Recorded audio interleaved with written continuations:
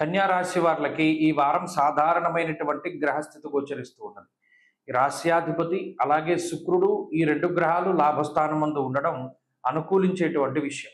అలాగే చంద్రుడు యోగించడం కూడా మానసిక ప్రశాంతతకి అవకాశాన్ని కల్పిస్తుంది. అయితే ప్రధానంగా 2 గ్రహాలు జన్మ రాశియందు కుజుని యొక్క సంచారము కేతువుతో కలిపి ఉండడం, వ్యయస్థానమందు రవి యొక్క సంచారము ఈ వారం గ్రహస్థితిని ఎక్కువగా ప్రభావితం చేస్తూ ఉంటుంది. జన్మరాశి గతే భౌమౌ యక్షరాక్షస పీడితం అన్నది శాస్త్రం.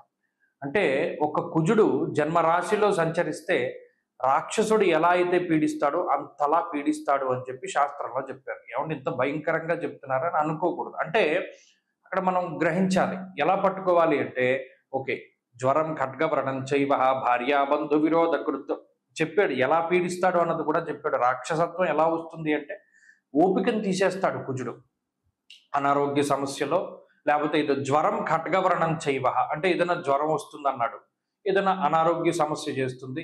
ఖడ్గవ్రణం చైవ లేకపోతే ఏదో దెబ్బ తగులుతుంది. ఆ దెబ్బ తగలడం వల్ల ఏమవుతుంది, లేవలేని పరిస్థితి వస్తుంది కదా. లేవలేకపోవడం అంటే మరీ లేవలేకపోవడం కాదు, కొంచెం రెస్ట్ తీసుకునేటువంటి పరిస్థితులు. భార్యాబంధు విరోధకృత్ అప్పుడు మనం ఎవరి మీద ఆధారపడతాం? అటు జీవిత భాగస్వామి కానీ, కుటుంబ సభ్యులు కానీ, బంధువులు కానీ, మిత్రులు కానీ ఎవరైనా మనకి సహాయం చేస్తేనే కదా మరి రెస్ట్ తీసుకున్నప్పుడు మనం బయటపడాలి. కానీ ఎవరి సహకారం ఉండకుండా చేస్తాడు. అలా చేయడం వల్ల ఏమవుతుంది, మీకా ఓపిక ఉండదు, చేసేవాళ్ళు ఉండరు. తద్వారా అది నరకప్రాయమైనటువంటి జీవనంగా ఉంటుంది. అలా ఇబ్బంది పెడతారన్నాడు కుజుడు.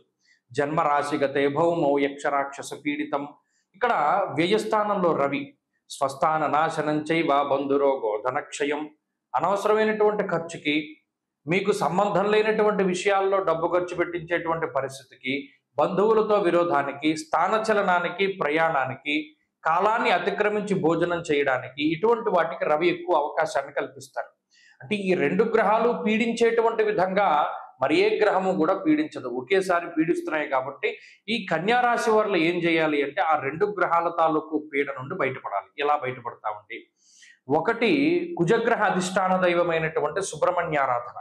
2, ప్రతిరోజు ఆదిత్య హృదయం చదవడం ద్వారా రవి తన యొక్క చెడు ఫలితాన్ని ఇవ్వడం మానేస్తారు.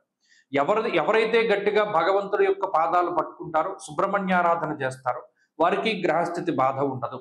ఈ 2 గ్రహాలు పీడించడం తగ్గితే లాభస్థానంలో ఉండేటువంటి శుక్రబుధుల అనుకూలత ఎక్కువగా కనబడుతుంది. తద్వారా ఆర్థిక ఆరోగ్య పరిస్థితుల్లో, ఉద్యోగ వ్యాపార పరిస్థితుల్లో ఉన్నతి కనబడుతుంది. ఈ విషయాలను దృష్టిలో పెట్టుకోవాలి. అలాగే ఈ వారంలో కలిసి వచ్చేటువంటి రోజు బుధవారంగా చెప్పవచ్చును. అదృష్ట సంఖ్య 5, అదృష్ట వర్ణము లేత ఆకుపచ్చ రంగు.